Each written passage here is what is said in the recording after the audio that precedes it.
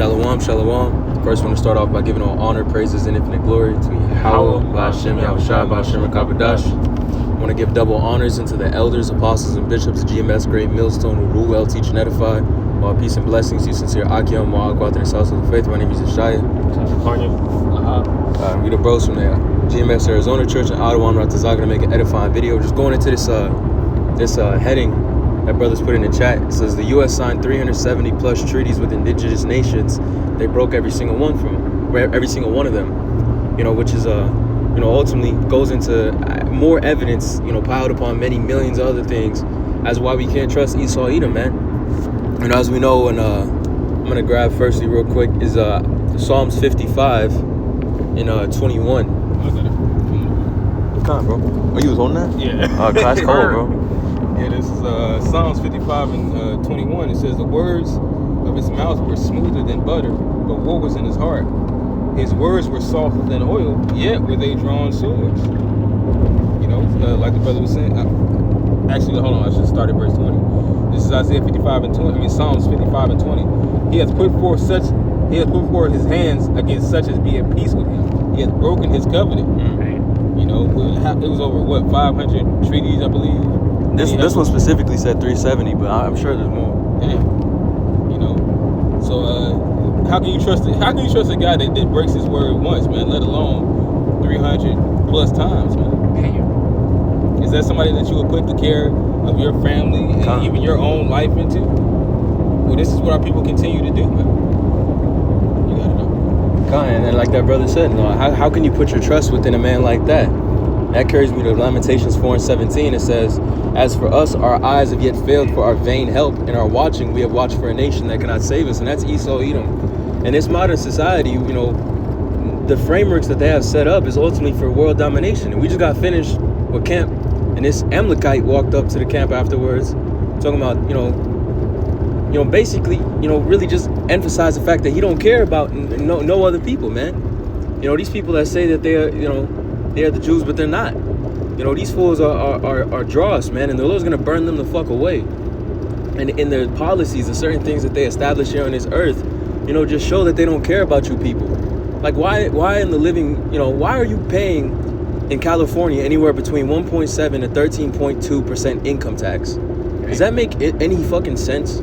That they stealing all your fucking checks? And then going back to the main topic of Gad, I wanted to make this video because on my mom's side it's all Gad, and I know and recognize those reservations very well, and the type of position that they have them in. They have them in a back against the wall, completely lean on me position. My grandmas get government checks to pay their utility bills. And as a matter of fact, how they get those houses, it's not like Esau Edom grants them money to be able to get trusted contractors to buy houses on reservations. It's not how it works.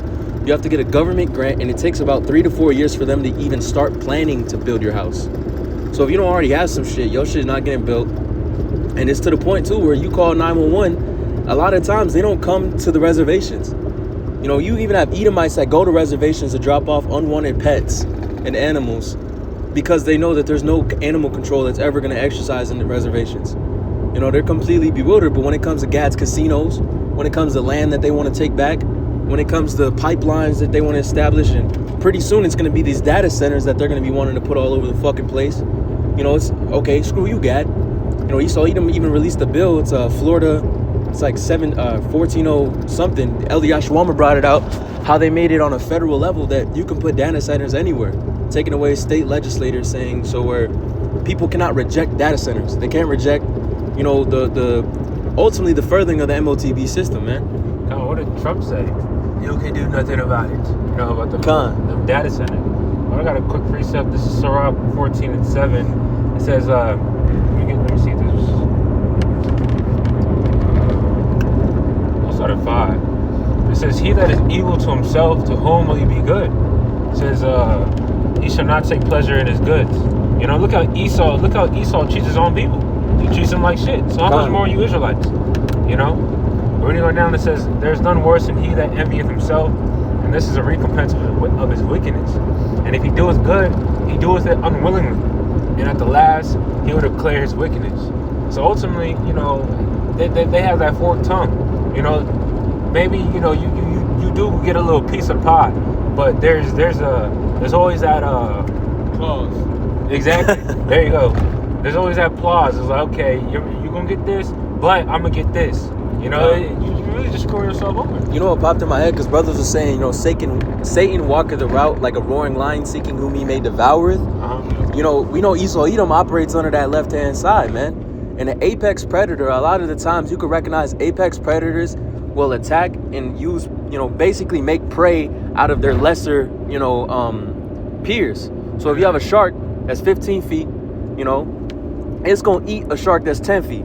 You got a lion that's big and strong and in his might, it'll eat a lion that's weak as fuck if it really has to. And that's what Esau Edom is, man. He's that apex predator of this earth, operating under that left-hand side and seeking whom he may devour, man. And ultimately, he's really just trying to, you know, put his best foot forward towards, you know, keeping his world, man. He needs to make sure that all you tribes are down. Because at one point in time, Gad was, you know, really holding the laws. My grandma, you know, even in my personal life growing up, every single morning at dawn, she used to get up and pray to the east. Every single morning without fail. She did it for many years. Growing up, I remember she used to pray over me with incense. She would burn incense on the stove, get the smoke, and then blow it, clean in my face and pray over me. These are traditions that you can't just make up. You can't mimic. These ultimately come from the Bible, and which are instilled within the generations that we have lost. And Esau Edom put them through them cemetery schools, man. Raped, robbed, murdered them, changed their entire identity. Motherfucker went in as Lightfoot, came out as, you know, Timothy. You know what I'm saying? That's what they've done to our people, man. Yeah, God. And ultimately, there's gonna be there's gonna be judgment for them that do that, because you can't lie forever, you can't steal forever, and you can't kill forever. The Lord has ordained a balance, you know, right? And these devils are, you know, ultimately getting into that Job 14:2 spirit. You know, the month and that time that is set that they cannot compass. Roughly paraphrasing, you know. How the hell do you break 370 treaties, man? Why the fuck even write it in the first place?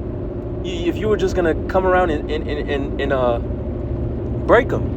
That's why he says in what is Isaiah 10? You know, he writes grievous. You know what I'm talking about? 10:1. 10:1. Isaiah 10:1 real quick. It says, woe unto them that decree unrighteous decrees and write grievousness which they have prescribed. And I'm gonna hold that thought, and I'm gonna get Micah 2:1. And it says, woe unto them that devise iniquity and work evil upon their beds when the morning is light. They practice it because the power is in their hands. They covet fields and take them by violence, and houses and take them away. Who is this explaining? This is Esau Edom to a T. They oppress a man in his house. That's spirit. I was trying to get that one. Khan. It's a spirit. And it says, they oppress a man in his house, even a man in his heritage.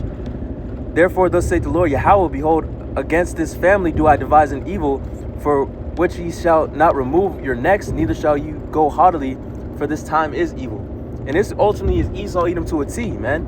You know, and it's a blessing that we understand, you know, the type of condition that they're in, because, you know, like the brothers mentioned earlier, man, you know, these Jakes out here aren't in the spirit to go against Esau. You got a lot of Gadites that walk around with American flags. Yeah. You got a lot of Gadites to talk about, oh, this is our land. You ended up here, but, you know, our real land is in that Holy Land, which the small hats took over, all right? You know, we ass backwards in this society, man, and we really need the Lord to come back to set the, you know, straight, you know, set everything up straight and under that righteous management. Come, bro. I'm thinking about that one precept. Hosea says, my people are destroyed for lack of knowledge. Because thou hast rejected knowledge, I will reject thee. Ultimately, the Lord is cutting off all these different quote-unquote outlets. You know, he's literally showing you that he's the only way. All right, he's the one that brought us in this captivity, and he's the one that's going to get us out. You know, Deuteronomy 28:68. You know, and no man shall buy thee. So you simpletons that keep looking for this devil, looking for this devil to change, he's not going to change. That's right. You know, his track record proves it all. And Sirach 12, never trust an enemy for his iron rusteth, shows his wickedness. You know, and then you go down later, it says, who will pity a charmer that's bit with a serpent? It's your fault. You know, like the fact that these treaties, these treaties were continually signed, thinking that, oh, he's gonna uphold it. Like, bro, this is after the first one, and, you know, second one, okay, it's like, damn, like, but 300 and some, you know, treaties is like, all right, nigga, like, at this point, this is your fault. They don't even hold treaties amongst themselves. Exactly. But, you know, probably just to end off with this one is Revelation 12:17. It says the dragon was wroth with the woman, you know, which we understand that dragon is Esau Edom, wroth with the woman representing Israel, going all the way back to the garden. You know, the serpent, the devil, as it says in Revelation, I believe the 7th chapter. You know, so we understand that the serpent in the garden was Esau Edom before he was called that. You know, it says,